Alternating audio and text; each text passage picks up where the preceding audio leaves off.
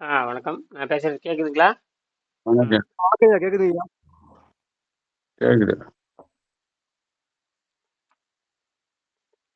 மறுபடியும் அந்த 23ஆம் பக்கத்துல ஆ, ஓரளவுக்கு நீங்க புரிஞ்சுப்பீங்க. இப்படித்தான் நாம வந்து ஆமா இது ஒரு ஒரு மனிதனுக்கு ஆரோக்கியமா இருக்கணும்னா அவன் முதல்ல அவன் பழக்க வழக்கத்தை கேட்டு தெரிஞ்சுக்கணும். முதல்ல அவன் ஆரோக்கியத்தை இப்போ ஒரு மருத்துவம் பார்க்கறான்னு வச்சுக்கோங்களேன். ஒரு மருத்துவம் பார்க்கும் பொழுது நீங்க என்ன உணவு பழக்கம் இருக்கான்னு கேட்கணும். ஆனா ஒரு நோயின் வந்துட்டா அவன் என்ன சாப்பிட்றான், என்ன பழக்கம், எதுவுமே கேட்கறதில்ல. நேரடியாக மருந்து மாத்திரைக்கு. ஒரு மனிதனுடைய பழக்க வழக்கமே வந்து ஒரு ஆரோக்கியத்தை உதாரணத்துக்கு பார்த்தீங்கன்னா குழந்தைகள் இந்த நம்ம குழந்தைகள் வந்து நம்ம பார்த்தீங்கன்னா குழந்தைகள் ரொம்ப கவனிக்க வேண்டியிருக்கு. அந்த காலத்துல பார்த்தீங்கன்னா ஆஹ், மலப்போக்கை வைத்துக்கொண்டு மலம் சிறுநீர் இதை போக்கை வைத்துக்கொண்டு மனிதனுடைய ஆரோக்கியத்தை சொல்லிட முடியும். அதே போல ஒரு குழந்தையினுடைய மலப்போக்கு போக்கை வைத்துக்கொண்டு அந்த குழந்தையினுடைய ஆரோக்கியம் எப்படி இருக்குன்னு கண்டுபிடிச்சிடலாம். வேக வைத்த அதாவது குழந்தைகளுக்கு டாக்டர் அர்னால்ட் டெக்ரட் வந்து ஜெர்மனி டாக்டர். அவர் வந்து குழந்தைகளுக்கு ஆஹ், கனிகளை கொடுத்து உள் சுத்தம் செய்ய சொல்றாரு. அவர் சொல்றதே வந்து குழந்தைகளுக்கு வந்து கனியை கொடுங்க அப்படின்னு சொல்றாரு. கனிங்கிறது என்ன தெரியுமா பார்த்தீங்கன்னா அது குடலை சுத்தம் செய்கிற ஒரு தொடப்பக்கட்டை, அவ்வளவுதான். மற்றபடிக்கு அந்த கனியை பத்தி சொல்றது எல்லாமே வேற. இந்த சத்து கித்துங்கிறதுல பொய். இந்த தவறா சொல்லிட்டாங்க. சத்துங்கிறது நம்ம உணவினால் வருதுன்னு சொல்ற மாதிரி அது கிடையாது. உயிரே ஒரு சத்து தான். சத்து வெளியிருந்து தான் வருமே தவிர அது வந்து இவன் சொல்ற மாதிரி எதுவும் கிடையாது. அல்லது உள்ளேயே அது தயாரித்து கொள்ளும், அல்லது அணுலிருந்து எடுத்துக்கும். இப்படித்தான் உணவு வழியா எடுக்கிறது எல்லாமே அது விஷமாக மாறுங்கிறது தான் விஞ்ஞானம். அதைத்தான் வந்து ரத்தத்தை செக் பண்ணும் பொழுது பார்த்தீங்கன்னா ரத்தத்தை சோதனை பண்ணும் பொழுது இந்த ரத்தம் எப்படி இருக்கு, கருப்பா இருக்கா சிவப்பா இருக்கா அப்படின்னு அதை விட சிறுநீருடைய நிறத்தை பார்ப்பாங்க. லேசான இளமஞ்சளா இருந்தால் அது சுத்தமான ஆரோக்கியமான ரத்தம், ஆரோக்கியமான மஞ்சள். அது லேசான PLLன்னு சொல்லுவாங்க.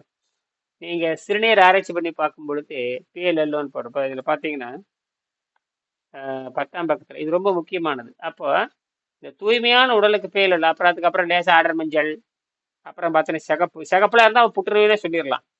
ஒருத்தன் சிகப்பா ஒருத்தர் சிறுநீர் போனாவே என்னன்னு சொல்லிடலாம். கிட்டத்தட்ட கிட்டத்தட்ட என்ன சொல்லிடலாங்க, புற்றுநோய் தான். அதுல எந்த சந்தேகம் கிடையாது. லேசான இளமஞ்சளா போகணும், இன்னும் கண்ணாடி மாதிரி போகணும். நல்லா நம்ம மாதிரி நீர்ப்பயிற்சி பண்ணிட்டு நம்ம இன்னைக்கு சிறுநீர் எடுத்து பார்த்தா சிறுநீர் வந்து ரொம்ப தூய்மையா இருக்கும். அதாவது அஹ், இந்த தண்ணீர் நமக்கு ரொம்ப குறைவான தேவை தான் இருக்குது. நல்ல தண்ணி குடிச்சிட்டு போய் பண்ணீங்கன்னா சிறுநீர் கழிக்கிறப்ப பார்த்தீங்கன்னா நான் அந்த மாதிரி நம்ம ஆரம்பத்தில் அப்போ தான் பண்ணியிருக்கேன். ஒரு 15 வருஷத்துக்கு முன்னாடி நான் வந்து ரத்தத்தை செக் பண்ண போவேன். போய் நேரத்தை செக் பண்ணிட்டு மட்டும் வருவேன். மற்ற முன்னாட பின்னாட எதுவும் கேட்க மாட்டேன். முன்னாடி சாப்பிட்றதுக்கு எதுவும் சொல்ல மாட்டேன். போனேன்னு ரத்தத்தில் என்ன இருக்குதுங்க அதை மட்டும் கேளுங்க அப்படின்னு சொல்லுவோம், பார்ப்பாங்க. இன்னொரு விஷயம், இந்த உடம்பை பற்றி நம்ம தொடர்ந்து உடம்பை உடம்பை பற்றி நம்ம தொடர்ந்து நம்ம சிந்திக்கிறப்போ நம்ம நமக்கு தேவையான செய்திகளை பூரா இந்த செயற்கை நுண்ணறிவு வேகமாக எடுத்து கொடுக்குது. இன்னைக்கு என்ன பண்ணுன்னு கேட்டிங்கன்னா மரணத்தை எதிர்க்கிற வழி வெங்கடேசன் கண்டுபிடிச்சிருக்காரு. அதுக்கு வந்து ஆட்டோ பேகி ஒரு ஒரு விஞ்ஞானம் இருக்கு. 2016 ஆட்டோ பேகி மரணத்தை எதிர்க்கிற வழி. அது வந்து தனக்குத்தானே தன்னை குணமாக்குற முறைன்னு ஒரு கண்டுபிடிச்சிருக்காரு. அது காரணம் இந்த மைட்டோகாண்ட்ரியா, இந்த சைட்டோபிளாசம், இதெல்லாம் இந்த நுண்ணுயிர்கள் வயிற்றுக்கு ஓய்வு கொடுக்கறப்போ அது வேலை செய்யுது. இது ஒரு பக்கம். என்ன பண்ணியதுன்னு கேட்டிங்கன்னா அதில் 269வது குறள், திருக்குறளில் பார்த்தீங்கன்னா 269வது குறள் ஒரு முக்கியமான குறள் இருக்குது. இந்த புத்தகத்தில் எழுதியிருப்பாரு. கூற்றம் குதித்தலும் கைகூடும், அதாவது யமனையும் வெல்லுகின்ற ஆற்றல் இருக்குதுன்னு எழுதியிருக்காரு.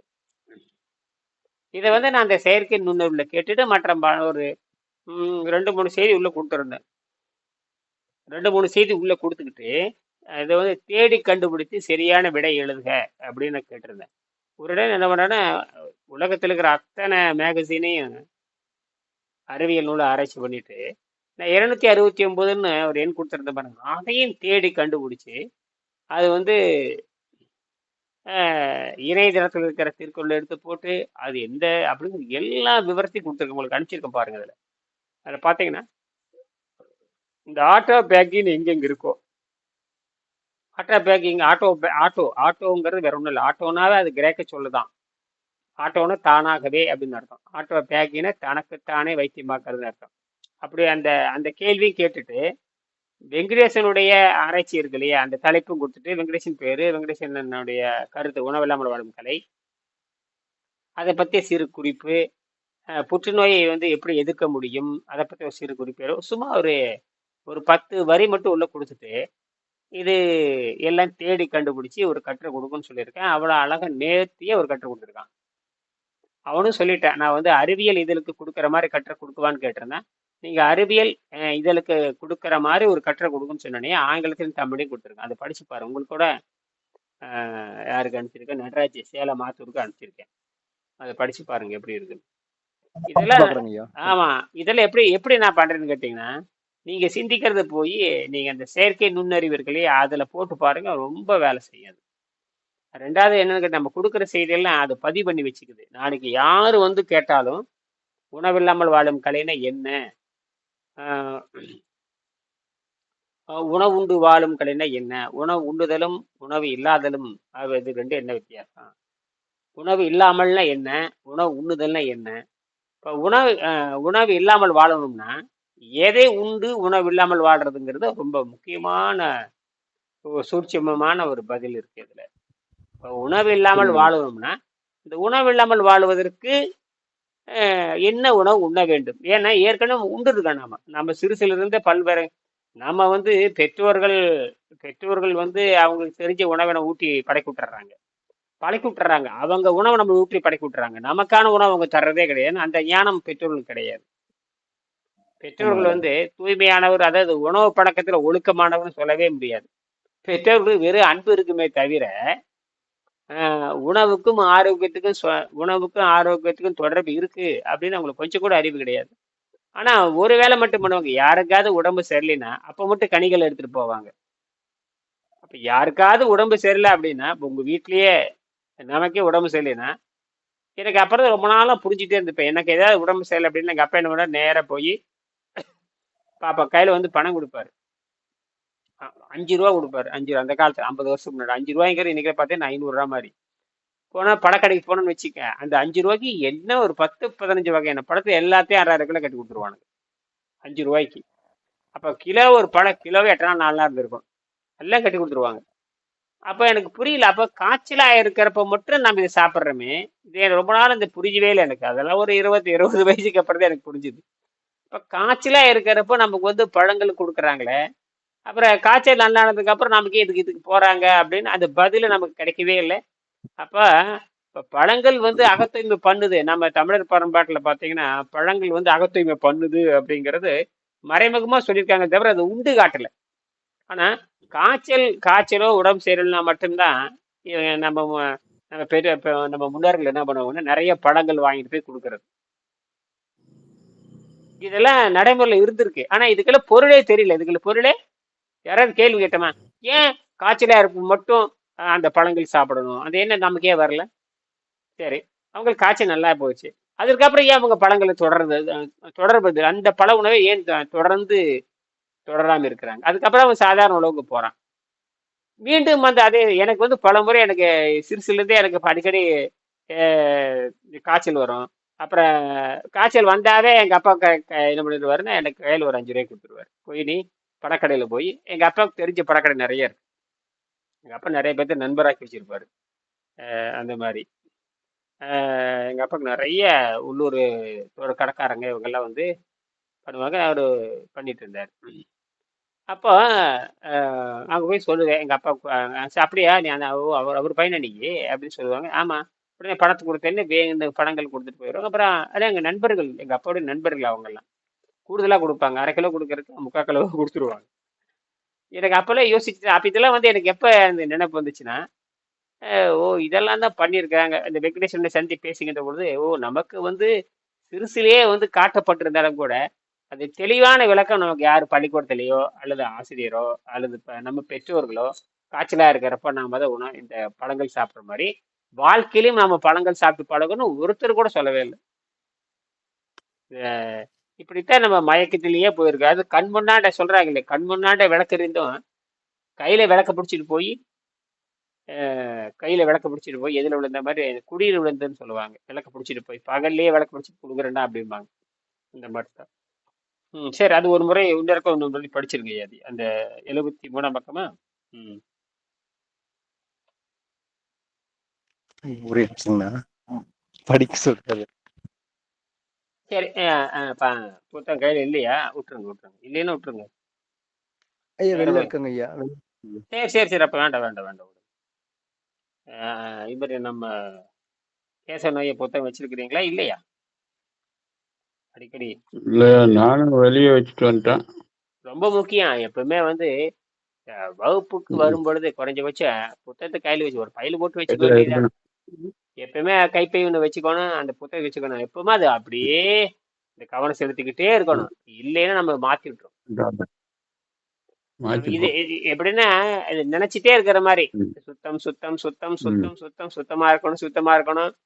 உணவு பழக்கத்தை விட்டு இனி வந்து ம். உங்களை யாரை கூப்பிட போறாங்க? இனி வந்து இப்ப நம்மள உணவு ம். பழக்கம் நம்ம வந்து நம்ம தெளிவா இருந்தோம்னா நம்மளை யாரும் அசைக்க முடியாது. அதனால அதெல்லாம் வள்ளுவர் சொல்லுவார், இந்த அஹ், திருவள்ளுவர் சொல்லுவாரு, நீங்க ஒரு இடத்துக்கு போகணும்னா உங்களுக்கு புகழ் வருமா, உங்களுக்கு புகழ் வரும்னா போங்க, இல்லட்டா போகாதீங்கிறாரு. இதுதான் நம்ம அளவுல வச்சுக்கணும். ஒரு பக்கம் போறோம்னா உங்களுக்கு புகழ் வரணும். ஏன் அங்க போய் உங்களுக்கு இகழ் வர இடத்துல நீங்க போகவே கூடாது. இகழ் வர இடத்துல ம். அப்படித்தான் பொருள் எடுத்துக்கணும். சும்மா சுத்துறீங்கன்னா கேவலம் தான் வரும். நீங்க போய் என்ன புகழ் வாங்கியிருப்பீங்க? நீங்க ஊரை சுத்திட்டே இருந்தீங்கன்னா உங்களுக்கு என்ன புகழ் வருங்கிறீங்க? சொல்றீங்களா நான் அங்க போக வேண்டியதுக்கு இங்க போக அது வேண்டியதுன்னு, என்ன உங்களுக்கு புகழ் வந்திருக்குன்னு கேக்குறேன். உடம்பு தான் கிடும். அதுல என்ன இப்ப புரிஞ்சுக்கல அப்படின்னு அதாவது வள்ளுவர் சொல்லுவாரு. ஆஹ் அதாவது இன்னும் ஒரு ஒரு குறளை சொல்லுவாரு, நமக்கு ஐந்து புலன்கள் வழியாக நாம் செய்திகளை ம். பெற்றுக்கொண்ட பிறகு அதுல இருந்து உண்மையை கண்டுபிடிக்கலைன்னா இந்த புலன்கள் இருந்து என்ன பயன்னு கேட்பாரு. நமக்கு ஐம்புலன்கள் இருக்கு, போறான் வர்றான், ஆமா. தினமும் பாக்குறான். உங்க 76 வயதுல எத்தனையோ தடவை நிகழ்ச்சியை பார்த்திருப்பீங்க. அதுல இருந்து என்ன உண்மை கண்டுபிடிச்சிருங்க? அப்படி உண்மையை கண்டுபிடிக்கலைன்னா உங்களுக்கு அறிவு இருந்து என்ன பயன்னு கேட்கிறாரு. அதான்.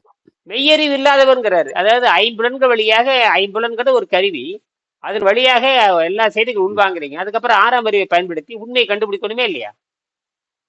ஆமா. அதுதான் வள்ளுவர் கேட்க இது என்ன சொல்றாங்க கேட்டீங்கன்னா, உணர்வு எய்திய கண்ணும் பயனின்றே, உணர்வு எய்திய கண்ணும் பயனின்றே மெய்யுணர்வு இல்லாதவர்க்குங்கிறாரு. இந்த மெய்யுணர்வு இல்லாதவருக்கு யாரு கேட்டீங்கன்னா, இந்த ஐம்புலன்கள் வழியாக வரக்கூடிய அத்தனை செய்திகளை உள்வாங்கி கொண்டு உண்மையை கண்டுபிடிக்கல அப்படின்னா அவனுக்கு மெய்யனூறு இல்லாதவருக்கு தான் இந்த ஐம்புலன்கள்ங்கிறாரு. அப்ப மெய்யனூறு இருக்கிறவனுக்கு ஐம்புலன்கள் வரக்கூடிய செய்திகளை புரிந்து கொண்டு ஒரு உண்மையை கண்டுபிடிக்கணுங்கிறாரு. இப்ப அடங்கலைன்னா எப்போ அடங்க முடியும்? அப்ப இனிமேல நீங்க போய் என்ன தெரிஞ்சுக்க போறீங்க? இனிமேல் நீங்க போய் என்ன உலகத்துக்கு என்ன தெரிஞ்சுக்க போறீங்க? அதான். நீங்க என்ன வழிகாட்டியா இருக்க போறீங்களா? நீங்க சொல்றதுல எல்லாம் உலகம் கேக்குதா? ம். நீங்க கேட்டு யாராவது திருத்தி இருக்கிறாங்களா? இப்ப நான் வந்து ஒரு வகுப்பு எடுக்கிறேன், 4 பேர் நல்லதா நடக்குது, 4 பேர் நான் தெரிஞ்சுக்கிறான், போறான் வரான், எப்படியோ ஒண்ணு குருட்டடியே ஓடிட்டு இருக்குது. நான் பேசுறதுல இந்த பயிற்சி பெறவங்க பூரா அத்தனை பேர் நன்மைதான் அடைஞ்சிருக்காங்க. யாரும் இந்த பயிற்சி கேட்ட இது வரைக்கும் யாரும் சொல்லவும் இல்லை. இந்த பயிற்சி கேட்டதுன்னு இது வரைக்கும் யாரும் சொல்லவும் முடியாது. அப்புறம் அவன் போயிடுறான். ஆ. அப்ப நாம பண்றது சரியா தான் போயிட்டு இருக்குது. ஏன்னா இது விட்டா ஒரு வழியும் கிடையாது. இது விட்டா ம். வழி கிடையாது. நான் இது கெட்டியா பிடிச்சிருக்கிறேன். யாருக்கு பயன் இருக்குதோ இல்லையோ, எனக்கு இதுல பயன் இருக்குது. எனக்கு அவ்வளவுதான். அவ்வளவுதான். ம். பிறர் சொல்ற இப்ப நாம எனக்கு ஒரு பெருமை, எனக்கு என்னன்னு கேட்டீங்கன்னா, இதனால வந்து எனக்கு பேரும் கிடைக்குது, பொருளும் கிடைக்குது. அப்ப நம்ம இருந்த இடத்துல இப்ப இருந்த இடத்துல இருந்து நடக்குதே. இப்ப எங்கேயோ எங்கேயோ நாடு, எங்கேயோ ஒரு மூலையில பாக்குறாங்க, பேசுறாங்க, உடனே அனுப்புறாங்க, நடக்குதுன்னா அப்ப இதுக்கு சக்தி இருக்குன்னு தானே அர்த்தம். ம்? ம். ம். இன்னைக்கு இந்த ஸ்வீடன்காரர் எனக்கு அனுப்பிச்சிருக்காரு. மறுபடியும் என்கிட்ட பேசினாரு. இதுல வாட்ஸ்அப்ல செய்தி போட்டிருந்தாரு, பார்த்தேன். மறுபடியும் கொஞ்சம் பணம் அனுப்பிச்சி விடுறாங்க. அப்புறம் நான் வந்து அநேகமா அடுத்த வாரத்துல சேருவார். பணம் அனுப்பிச்சி விட்டாரு. ம். இனி அவங்களுக்கு பணம் அனுப்பிச்சிட்டாரு. பணம் எல்லாம் அனுப்பிச்சிட்டாரு. அறிமுக வகுப்புக்கான பணம் 20,000 கிட்ட அனுப்பிச்சிருக்காரு. அறிமுக வகுப்பு $200, அவங்களுக்கு $200, நம்மகிட்ட 20,000 ஆகுது. $200 அவங்களுக்கு வந்து $200. ஒரு ஒரு நாள் சம்பளம். என்னது, ஒரு நாள் சம்பளம் கூட கிடையாது, அரை நாள் சம்பளம். அரை நாள் சம்பளம் தான். அவரு இன்ஜினியரா தெரியுது, எலக்ட்ரானிக் இன்ஜினியரா தெரியுது. அதனால குடும்பத்தோட இருக்காரு. அது ஆச்சரியமா இருக்கு எனக்கு. குடும்பத்தோட இருக்காரு. நம்ம சென்னையை சேர்ந்தவர் தான். அவரு புரிஞ்சுக்கிட்டாரு. ஏன் சொல்றேன் அப்படின்னு கேட்டிங்கன்னா, அவங்களாம் அது நல்லா கற்றுக்கிட்டாங்கன்னு வச்சுக்கோங்க, அந்த நாட்டு மக்களுக்கு சொல்லிக் கொடுக்கலாம். நேச்சுரோபதி சொல்லிக் கொடுக்க, அதை நான் சொன்னேன். நல்லா தெரிஞ்சுக்கங்க, அந்த நாட்டு மக்களுக்கு சொல்லிக் கொடுத்து அதில் பொருளிட்டுங்க. இப்படி ஏன் ஒருத்தருக்கு போய் அடிமையாக இருக்கிறீங்க? நீங்கள் இதில் வந்து இந்த தேர்ச்சி பெற்றவரை மாறினீங்கன்னா நீங்களே இது ஒரு பிஹெச்டியே பண்ணலாம். யார் வேணால் பிஹெச்டி பண்ண. வெளிநாட்டில் வந்து செய்முறை தான். திருப்பி காமிச்சு ஒரு யூனிவர்சிட்டியில் கொடுத்து இந்த புத்தகத்தை கொடுத்து இந்த புத்தகத்தின்படி சில திசிஸ் பண்ணுறேன்னு சொல்லி யார் வேணால் ஆராய்ச்சி பண்ணலாம். நம்ம நாட்டில் சாத்தியமா? நம்ம நாட்டில் சாத்தியம் குறைவாக இருக்கலாம், ஆனால் மேலை நாட்டில் அப்படி இல்லை.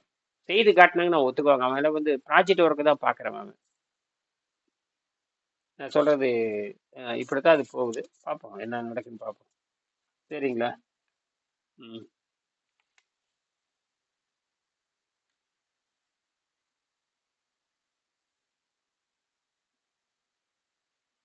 இந்த பயிற்சியை மேற்கொண்டதுக்கு அப்புறம் அவர் வந்து, நான் வெளியூர் போகும்போது என்ன பண்றேன்னு கேட்டிங்கன்னா, அவர் 2 முக்கியமான செய்தி நமக்கு ரொம்ப கவனிக்க வேண்டியது. வெளியூர் போகும்பொழுது நான் வந்து நல்ல பயிற்சி பெற்றதுக்கு அப்புறம் என்ன சொல்றேன் அப்படின்னு ஒரு பத்திரிகை சொல்றாரு. என்னுடைய ஆகாரம் தண்ணீர் மட்டுமே, இதனுடன் என்னுடைய தொழிலையும் வழக்கம் போல நான் செய்து வருகிறேன். போறது வர்றது. அவர் அடிக்கடி வெளியூர் போவார். அடிக்கடி கோயம்புத்தூர் போவார். அவருக்கு கிட்டத்தட்ட 30 கிலோமீட்டர் வரும். போனாலும் சாயங்காலம் வரைக்கும் சுற்றிட்டு பார்த்துட்டுலாம் வருவார். நான் பல முறை சந்திக்கும் பொழுது இருந்து பார்த்துட்டுலாம் வந்திருப்பேன். ஒரு இப்போ வழக்கமான ஒரு பெட்டி கடை இருக்கும், ஒரு மரத்தடி இருக்கும். ரொம்ப மகிழ்ச்சியாக இருக்கு. இந்த கிராமத்துக்கு போகிறதே எனக்கு ரொம்ப பிடிக்கும். எனக்கு யாருமே ரொம்ப ஆச்சரியமாக இருக்கு. இந்த கிராமத்துக்கு போய் அங்கே இருந்து பார்த்துக்கிட்டு அது ஒரு வகையான ஒரு இன்பம். இதுக்கெல்லாம் கிராமத்துக்கு போனால் அவாவா எதுவுமே கிடைக்காதுமா. ஆனால் அந்த கிராமத்துக்கு போகிறது எவ்வளோ இன்பம். அமைதியாக இருக்கும். அப்படியே அமைதியாக இருக்கும். யார் போனாலும் கண்டுபிடிச்சிருவாங்க. யார் எங்கே போகிறாங்கன்னு கம்ப்ளீட்டாக எல்லாரும் கண்டுபிடிச்சிருவாங்க. இங்கே போனீங்க, இங்கே வந்தீங்க, தெளிவாக கண்டுபிடிச்சிருவாங்க. இங்கே போயிட்டு வந்தீங்களா அப்படிம்பாங்க.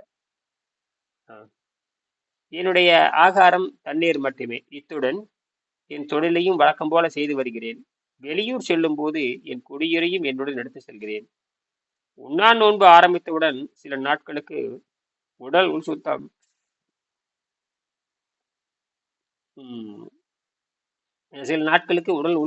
சிறுநீர் மூலம் வெளியேறும். பிறகு இது ரொம்ப முக்கியமானதுங்க. நீர்பயிற்சி செய்யறப்போ என்ன நடக்குதுன்னு கேட்டீங்கன்னா, பிறகு வயிற்றில் சளி வந்து படிந்துடும். வயிறுனா இந்த இறப்பை.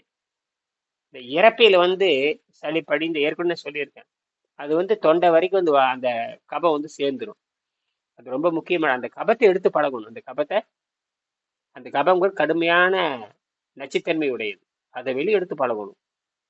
அதை வெளியே எடுத்து பழகினா தான் இந்த மரணத்தை வந்து நம்ம கடுமையாக எதிர்க்க முடியும். மரணத்தை வந்து கடுமையாக எதிர்க்க முடியும். ரொம்ப முக்கியமான செய்தி. நான் முடிச்சுக்கிறேன். உண்ணா நோன்பு ஆரம்பித்தவுடன் சில நாட்களுக்கு உடல் உள்சுத்தம் சிறுநீர் மூலம் வெளியேறும்.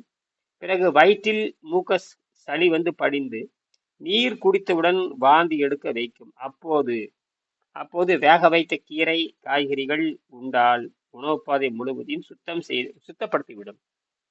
அப்ப இதை சோதனை பண்ணி பார்க்கணும். இதை வந்து என்ன பண்ணி பார்க்கணும்? சோதனை பண்ணி. நடராஜ் இருக்காரா? போயிட்டாருன்னு நினைக்கிறேன். போயிட்டாரு. ஆமாம், அது சரியா கிடைக்கலையா இருக்கிறது. இது அலைவரிசை கிடைக்கல, நீங்க மட்டும்தான் இருக்கிறீங்க. சரி, முடிச்சுக்கலாம் ஐயா. ஆகையினால இது ரொம்ப செஞ்சு பாருங்க. வாய்ப்பு இருக்கிறப்ப செஞ்சு பாருங்க. செஞ்சு பார்த்து நீங்க தான் கண்டுபிடிக்கணும். சொன்னாதான் எனக்கும் வந்து புரியும். அப்ப வந்து இப்ப நீங்க அவர் செஞ்சாரு பாருங்க, யாரு, திருமாறன், அவர் கூட வர சொல்லணும்னு நினைக்கிறேன். ஒரு 10 நாள் பண்ணிட்டு இருக்காரு. வர சொன்னா வந்துருவாரு. அப்பதான் வந்து ஆதாரம் வந்து பெருகும். நம்ம வந்து மருத்துவ ரீதியா தானே செய்யறோம். உடனே நீங்க மருத்துவ ரீதியா நம்ம மருத்துவ ரீதியாக செய்யறவர் அவரு சொன்ன உடனே மருத்துவ ஆய்வு பண்ணிடுவாரு, செய்வாரு. நம்ம ம். அறிவியல் படுத்தி படுத்தி பார்க்கணும். அறிவியல் படுத்தி படுத்தி பார்க்கணும். சொல்ற மாதிரி நடக்குதான்னு பார்க்கணும். சொல்ற மாதிரி நடக்குதான்னு பார்க்கணும். அது வேணா முயற்சி பண்ணி பாருங்க. அப்போது வேக வைத்த கீரை காய்கறிகள் உண்டால் உணவு பாதை முழுவதும் சுத்தமாகிவிடும். குடிநீர் வயிற்றில் எப்பொழுதும் தங்கி இருக்கும்படி பார்த்துக் கொள்ளுங்கள். எப்பயுமே சிறிதளவு குடிநீர் வந்து வயிற்றுல இருக்கிற மாதிரி பார்த்துக்க இருக்கிற மாதிரி. எப்பவுமே. ஏன்னா அந்த சளியை நம்ம எடுத்தாகணும். வாழ்க்கையில ஒரு முறையாவது அந்த சளி எடுக்கணும். வாழ்க்கையில ஒரு முறையாவது இந்த வாந்தி எடுத்தாகணும். ம், ம். இல்லைன்னா அது நம்மளை கொண்டே ஓடு. அது ஏன்னா இது வரைக்கும் நீங்க சாப்பிட்டதெல்லாம் உள்ள இருக்கும். இருக்கும். ஆமா. அப்போது வேக வைத்த கீரை காய்கறிகள் உண்டால் உணவு பாதை முழுவதும் சுத்தமாகிவிடும். குடிநீர் வயிற்றில் இருக்கும்படி பார்த்துக் கொள்ள வேண்டும். எப்போதும் தங்கி இருப்பது போல் பார்த்து கொண்டால் தொந்தரவு உண்டாகாது. எப்பவுமே சிறிதளவு வயிற்றில் இருக்க மாதிரி. நமக்கு வந்து இங்க உடனே நைட்ரஜன் புரோட்டீனா மாறுது, ஆக்சிஜன் வந்து ஆற்றலா மாறுது, நைட்ரஜன் புரோட்டீனா மாறுது, காமா கதிர்கள் ம். சக்தியா மாறுது. எல்லாம் வினாடி நேரத்துல மாறும். எல்லாம். வினாடி நேரத்துல மாறிடும். சுத்தம் செய்ய செய்ய செய்ய செய்ய பட்டினி போடும் பொழுது அது அது வயிற்றுக்கு பட்டினிங்கிறது ஒண்ணும் கிடையாது. வயிற்றுக்கு ஓய்வு தான். என்ன பட்டினி? வயிற்றுக்கு ஓய்வு ஓய்வுதான். கொடுக்குறீங்க. ஆமா, ஓய்வு கொடுத்து என்ன பட்டினி சொல்ல போறீங்க? இது முன்னங்களுக்கு தெரியல, இந்த முண்டங்களுக்கு தெரியல. பரிணாம அறிவியல் அடிப்படையில் மனிதன் என்ன ஆகுவான்னு கேட்டீங்கன்னா, மனிதன் 7ஆம் அறிவை நோக்கி போறாங்கிறது அவனுக்கு இயற்கையா அவனுக்கு வரணும். ம். 6 அறிவு இருக்கிறத ஒத்துக்கிற நீ அப்புறம் ஏன் 7ஆம் அறிவு போகணும்னு உலகம் பூரா தேடணும். அது இந்தியாவில தான் இருக்குது, வேற எங்கேயும் கிடையாது. இந்தியாவில தான். புத்தர் இங்கதான், இருக்கு. புத்தர் இங்கதான், மகாவர் இங்கதான், எல்லாரும் இங்கதான், எல்லாருமே இங்கதான். எந்த நாட்டிலும் கிடையாது. அது இயேசு முகமது அது வேறங்க. அதெல்லாம் சித்திர மார்க்கத்துல வராது. என்னமோ சிறு சிறு சிறு சிறு சிறு விஷயத்தை எடுத்துக்கலாமே தவிர முழுமையா நம்ம அவங்கள உள்ள பின்பற்ற முடியாது. உண்மையா அவங்க ரெண்டாவது இறைச்சி அடிப்படையாக கொண்டவங்க. ஒன்றும் தப்பிக்க முடியாது. இறைச்சியே அடிப்படை அவங்களுக்கு அர்த்தம். ஆமா, நான் பார்த்தேன். அது பயங்கரமா இருக்கு. அடையேங்கப்பா. புத்தர் இறைச்சியே வேண்டாங்கிறாரு, மகாபேர் இறைச்சியே வேண்டாங்கிறாங்க. ஆனா சைனாவோட அதைத்தான் உணவே அதுதாங்க.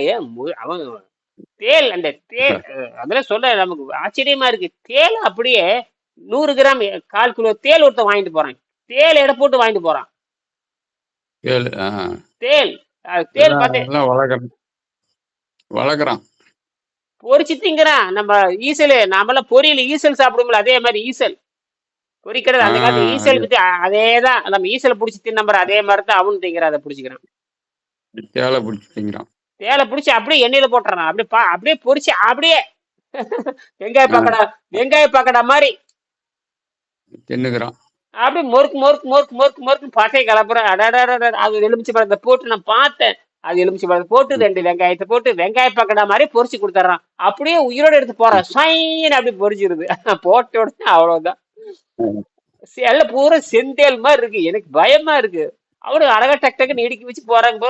அப்ப ஒருத்தர் வந்து டப்பால 100 கிராம்ல வாங்கிட்டு போறான். கண்ணாடி டப்பால போட்டு மூடி கொடுக்கணும், ஓட்டை போட்டு. அது வெளியே வராம இருக்குது. அங்க போய் அவன் எண்ணெயில போட்டு பொரிச்சு பான்னு தெரியுது. அடாடாடா, ஒண்ணு சொல்ற மாதிரி இல்லை. ஆமா, அப்ப கட்டாது போய் என்ன எப்படித்தான் இதெல்லாம் கண்டுபிடிச்சானுங்களோ, எப்படிதான் இது ஒன்னும் புரிய மாட்டேங்குது. நாம ஆட்டுக்கறி இங்க வந்து மீனை பேர் ஆட்டுக்கறி சாப்பிடும், மாட்டுக்கறி சாப்பிடும், அவ்வளவுதான் இந்தியாவோட. ஆனால் உலகத்திலேயே வந்து ஒண்ணு கூட விடாதவ இவன் தான். அப்ப அவங்க எப்படிங்க ஆரோக்கியம் வரும்? அவனுக்கு என்ன அறிவு வருங்கிற? அவனுக்கு கொரோனாவை கொண்டு வந்தவன அவன் தான். அவன் சளி பூரா உலகத்துக்கு பூரா கொண்டு வந்தது அவன் தான். சளி பூரா பறக்கி உலகத்தையும் கெடுத்து குட்டிச்சு வராக்கி விட்டானுங்க. ஆரோக்கியத்துல எதுவுமே கிடையாது. அமெரிக்காரனே பிடிச்சி ஆட்டி விட்டான். அவனும் பயந்துட்டான். ஆமா, அவனும் பயந்துட்டான். அவன் கடுமையை எதிர்த்து பார்த்தான். ஒன்னும் நடக்கலையே. கடைசியில இந்தியாவை பரவி இங்க வந்து இவனுக்கு இந்த இவன் பால் குடிக்கிறவன் எவனும் பால் குடிக்கிறவனும் அவனுக்கு எதிர்பார்க்கல இருக்காதுங்க. பால் சாப்பிட்றவனுக்கு எதிர்பார்க்கல் போயிருங்க ஐயா. எல்லாம் போச்சு. இவனை பிடிச்சிக்கிச்சு கொரோனா பிடிச்சி. நம்ம முடிஞ்சா தப்பிச்சுக்க வேண்டியதுதான். அவ்வளவுதான்.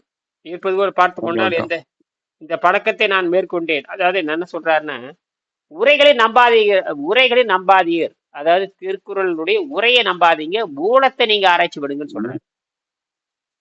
அது பெரிய சமாச்சாரம். தெளிவா சொல்லிட்டாரு. நாம வந்து உரையை நம்பி நம்ம என்ன பண்ணுவோம், 2 உரையை நம்புவோம், தேர்வு எழுதிட்டு போய் 2 மதிப்பெண் வாங்குவோம். அதுக்கு தானே திருக்குறள் படிச்சோம். நாம என்ன ஆராய்ச்சி பண்றதுக்கா ஆமா. படிச்சோம்? அவரே சொல்றாரு, நானும் உங்களை மாதிரி மனப்பாடம் பண்ணி பாஸ் மார்க் வாங்கினவன் தான். அப்புறம் தான் வந்து நான் தப்பு நடந்து போச்சு, கட்டடமே தப்புன்ட்டாரு. நான் கட்டடம் அது இது வெள்ளக்காரன சிஸ்டமே தப்புன்னு சொன்னார். சொல்லி அதனாலதான் ம். கட்டட முறையே தப்புன்ட்டாரு. கட்டட முறையே தப்பு, இது எதுவுமே தாங்காது. இன்னைக்கு அதான் உண்மை. இனிமேல் இந்த சிமெண்ட் கட்டடம் நிக்காதுங்க. அட்வான்ஸ் டெக்னாலஜி போயாச்சு. இனி வேற மாதிரி தான் கொண்டு போவானுங்க. சரி. இதெல்லாம் ஹெவி லோடு எல்லாமே. ஒரு மனிதன் இத்தனை லோடு எல்லாம் ஆமா. தேவைப்படாது. ஆமா ஆமா. தப்பு தப்பா போறது எல்லாம் இன்ஜினியர் பணத்துக்கு ஆசைப்பட்டு தப்பு தப்பா போட்டு ம், எல்லாம் தப்பு அதான். நடக்குது. சரி, இந்த பழக்கத்தை நான் மேற்கொண்டேன். உரைகளை நம்பாமல் உங்கள் சொந்த முடிவை எடுத்துக்கொள்ளுங்கள். அதாவது திருக்குறள் உரையை நம்பாதீங்க, மூலத்தை படியுங்க, உங்க சொந்த முடிவை எடுங்கிறார். உங்கள் சொந்த முடிவை எடுங்கள், உரைகளை நம்பாதீர்கள். ம். மனிதன் காற்றையும் நீரை மட்டுமே உண்டு அதிக ஆரோக்கியத்துடன் வாழ முடியும். இதுவே ஆன்றோர்கள் செய்தது. குடவோலை முறை அரசியலும் குருகுல கல்வி முறையும் உலகத்தில் ஏற்பட வேண்டும். நான் தொடர்ந்து மேற்படி முறையில் வாழ காரணங்கள். நான் இதோட முடிச்சுக்கிறேன். நான் பழங்கள் சாப்பிட்டால் சுமார் 2 மணி நேரங்களில் அதே பழத்தை வேக வைத்த வாசனையில் அன்னப்பாதை மூலம் வெளியேறி விடுகிறது. அந்த அளவுக்கு 2 மணி நேரத்துல வெளியேறிடுது அப்படிங்கிறார். அந்த அளவுக்கு குடல் அப்ப பழம் சாப்பிடுறது எதுக்குன்னு கேட்டீங்கன்னா, குடல் சுத்தமா இருப்பதை பரிசோதிப்பதற்கு. எதுக்கு? பழம் வந்து ம். சாப்பிடுறது வாழறதெல்லாம் கிடையாது. பழம் ஒரு 1/2 கிலோ பழமோ 1 கிலோ பழம் சாப்பிட்டோம்னா அது வந்து 2 மணி நேரத்துல வேக வைத்த வாடையோடு வெடி போயிடுச்சுன்னா அந்த குடல் சுத்தமா இருக்குன்ற பொருள். அது சோதனை பண்றதுக்கு தான் பழம் சாப்பிடுறது. அதான். இவன் பழத்தை வாழ்க்கையை வச்சுக்கிறான். பழத்தை வாழ்க்கை வச்சு பிச்சை எடுக்கணும். அதுதான் நான் கேட்டேன். பழம் சாப்பிட சொன்னா பழத்துக்கு பிச்சை எங்க போறது? பழம் எடுக்கிறதுக்கு எங்க பிச்சை எடுக்கிறது? யார்கிட்ட போறது? யார்கிட்ட பிச்சை எடுக்கிறது? அப்ப பழம் தின்னாத்தான் உயிர் வாழ முடியுமா? அந்த கேள்வி வருதே இல்லையா? பழம்னு எங்க இருக்குது? யார்கிட்ட ஆமா. விக்குது? அப்ப ஆரோக்கியம் வந்து பழத்துல கிடையாது. அவ்வளவுதான் இங்க. அதனாலதான் பழனிங்கிறவங்களாம் மாட்டிக்கிறேன். கடைசியில வந்து மாட்டிக்கிறேன். கடைசியில அந்த அந்த அசிடிட்டிக்கு, அதாவது இந்த அமிலத்தன்மை சாந்தம் அடையாது. ம். அப்ப என்ன பண்றானா, இந்த சாதாரண உணவுக்கு பூந்துடுறானுங்க. அது என்ன அவ்வளவுதான். பண்ணுதுன்னா, அமிலத்தை சாந்தப்படுத்துற மாதிரி படுத்தி பல நோய்களை உண்டாக்கி அவனை சாகடிச்சிடும். அமிலத்தை சாந்தப்படுத்துற மாதிரி படுத்தி அதிகப்படுத்தி போதை உண்டாக்கி விட்டுரும். இந்த சாதாரண உணவு என்ன பண்ணுதுன்னா போதை ஏற்றி விட்டுரும். ம். போதை ஏத்துக்கின்ற பொழுது உள்ளே இருக்கிற எந்த கொடுமைகளும் அவனுக்கு தெரியாம பண்ணிடும். சாராயம் குடிச்சவனுக்கு உள்ள எப்படி கெட்டு போகுதுன்னு அவனுக்கு தெரியாதோ, ம். சாராயம் குடிக்கிறவன் அப்புறம் போதை பொருள் சாப்பிட்றவனுக்கு உள்ள என்ன கெட்டு போகுதுன்னு அவனுக்கு எப்படி தெரியாதோ அதே தான் சாதாரண உணவும் பண்ணுகிறது. அவன் கெட்டு போறது, அவன் அழுகி போறது அவனுக்கு தெரியாமல் செய்து விடுகிறது. அதாவது எப்படின்னா, ஒரு பெயின் கில்லர் போட்டீங்கன்னா உள்ள என்ன நடக்குதுன்னு தெரியாதுங்கிற மாதிரி தான் அது பண்ணுது. மாட்டிக்கிறான். இதுல ஏமாந்துட்டானு எல்லாரும் ஏமாந்துட்டானு. உலகத்துல அத்தனை பேர் 99.99 பேர் 100 பேர் மாட்டிக்கிட்டான். நாமளே தப்பிச்சு போயிட்டோம். நான் தப்பிச்சிருக்கேன், அவ்வளவுதான். நான் எப்ப மாட்டுவேன்னு எனக்கு தெரியாது.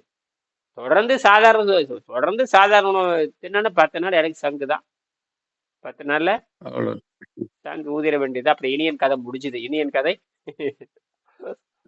முடிந்ததுங்க. அப்புறம் சொல்லி கொடுக்கறதுக்கு ஆளும் இருக்காது, ஒண்ணும் இருக்காது. அப்புறம் முடிச்சுது.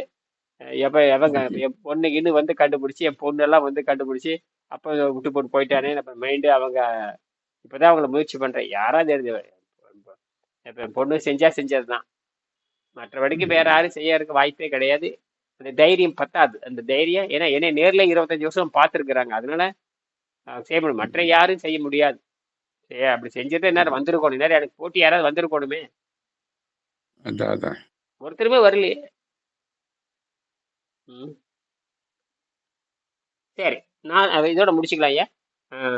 நான் சோறு சப்பாத்தி முதலியவை சாப்பிட்டால் மறுநாள் சுமார் 4 கிலோ எடை அதிகமாகி விடுகிறது. அதே நீர் ஆகாரத்தின் மூலம் சுமார் 3 நாட்கள். பழம் சாப்பிட்டா எதுவும் பயிற்சி பண்ண தேவையில்லை. பழம் சாப்பிட்டேன்னு எந்த பயிற்சி பண்ண தேவையில்லை. நீர் பயிற்சி பண்ண போதுமானது, எடை ஏறாது. ஆனால் சாதாரண உணவு சாப்பிட்டுச்சுன்னா அந்த உடம்பு 4 கிலோ அல்லது 5 கிலோ ஏறி விடுகிறது. பிறகு நான் 3 நாட்கள் நீர் பயிற்சி பண்ணி அது அன்னப்பால் வந்து விஷமா படியுது. அதை வந்து வேக வைத்த காய்கறி மூலம் வெளியேற்றி மீண்டும் நீர் பயிற்சி பண்ணி சமநடிப்படுத்துகிறேன் அப்படிங்கிறாரு. இதுதான் அவர் சொல்லக்கூடிய மற்ற இத விஷயமே தவிர மறுமனது இது வந்து வெறுமனே ஆட்டோ பேக்கி இந்த விஞ்ஞானிகள் சொல்ற மாதிரி ஒரு நாள் செஞ்சலாம் யாரும் தப்பிக்க முடியாது. நான் பார்த்தேன் அதே ஒரு நாள் செஞ்சலாம் நீ புற்றுநோயெல்லாம் குணமாக்க முடியாது. அப்படி பண்ண எல்லாரும் செஞ்சிருவாங்களே. வாரத்துல ஒரு நாள் மட்டும் வாரத்துல ஒரு நாள் மட்டும் அவர் சொல்லியிருக்காரு. யாரும் ரெக்கமெண்ட் பண்றதும் இல்லை. அது ஒரு நாள் இருந்தாலும் குணமாக எனக்கு நம்பிக்கை இல்லை. வாரத்துல ஒரு நாள் மட்டும். அப்ப சரி அவன் இறைச்சி தின்னு இப்ப வாரத்துல 6 நாள் இறைச்சி தின்னு போட்டு ஒரு நாள் திங்காம இருந்தா புற்றுநோய் நல்லா ஆகுமா? அதுவும் அடிப்படையிலே தப்பா வரும். அப்பதான் அந்த நேரத்தை அவர் என்ன பண்ணிருக்காருன்னு கேட்டீங்கன்னா அந்த செல்களை மட்டும் ஆராய்ச்சி பண்ணி பார்த்துருக்காருங்க. அவ்வளவுதாங்க. நேரடியாக மனுஷனை வச்சு ஆராய்ச்சி பண்ணுவார் எனக்கு தெரியல. இருந்தா பதில் கிடைச்சிருக்கு. வீட்டு நம்ம காலையில காலையில நேரத்துல வாங்க முடிஞ்ச அளவு. காலையில 4:30 மணிக்கு பண்றோம் இல்லையா? வாங்க. முடிஞ்ச வரைக்கும் அந்த 6க்கு வந்துடுறேன். 4:30க்கு தான் வர முடியல. அப்படியா? சரி. வேற ஒருத்தரும் இல்லையா இந்த மாதிரி செய்தி கேட்கறவங்க யாரும் இல்லையா? உங்களுக்கு ஏகப்பட்ட பேர் இருப்பாங்க சேலத்துல. ஒருத்தருமே இல்லையா? ஊர்ல ஒருத்தருமே இல்லையா? சொல்லியிருப்பீங்க. நீங்களும் சொல்லி வாங்க ஏன்னு சொல்லியிருப்பீங்க. ஒருத்தரும் வரலையா? சொல்லியிருக்கிறேன். ஒன்றும் தைரியமா வர மாட்டேங்குது. அட சும்மா வந்து நீங்க ஒரு 3000 ரூபாய் போனா போயிட்டு போது ஒரு மாசம் கேள்றியா எவ்வளவு கோடிக்கணக்கில் செலவு பண்றீங்க. இது என்னன்னு கேளு. வசதி கூட வர சொல்லுங்க. வசதி இல்லாத சொல்லுங்க. அது வேண்டாம் நமக்கு. ஆமா ஆமா வர மாட்டாங்க. ஏழைகள் வேண்டாங்க. ஏழைகள் வரவே மாட்டாங்க. அது பிரச்சனையே இல்லை. அவனை பத்தி கவலைப்பட மாட்டான். இந்த பணக்காரனாவது வரட்டும். காசு வச்சுட்டு என்ன பண்றான்? சரி முயற்சி பண்றாமே. காலையில் பேசுவோம். நன்றி. சொல்லுங்க. சரிங்க. நன்றியா. நன்றி நன்றி நன்றி நன்றி.